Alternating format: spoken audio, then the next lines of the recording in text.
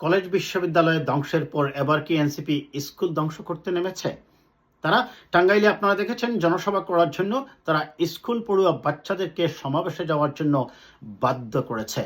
বাংলাদেশে এর আগে এমন কোনো ঘটনা হয়েছে কিনা আমার জানা নেই। আপনারা জানেন যে যদি কোনো সরকারি অনুষ্ঠান হয়, সরকারের কোনো মন্ত্রী যান বা সেক্ষেত্রে সরকারের যদি কোনো রাষ্ট্রীয় অনুষ্ঠানের জন্য ছাত্রছাত্রীদের উপস্থিত থাকতে হয়, তাহলে সেটা অফিসিয়াল অর্ডারের মাধ্যমেই নিশ্চিত করা হয়। কিন্তু কোনো রাজনৈতিক দলের সমাবেশে এভাবে ছাত্রদেরকে নিয়ে যাওয়া সম্পূর্ণরূপে আইন বিরোধী।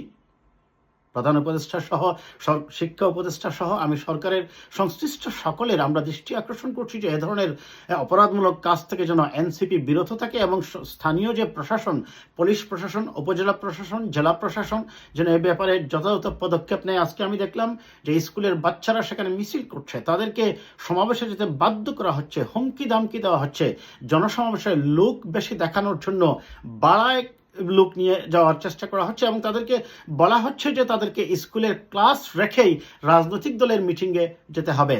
তাহলে ষষ্ঠ থেকে দশম শ্রেণী পড়ুয়া বাচ্চারা তারা তো তাদের ছাত্র জীবনের যে এখনো তো রাজনীতি বুঝেই উঠেনি, কিংবা তারা তাদের ক্লাস নিয়েই তো ব্যস্ত থাকার কথা।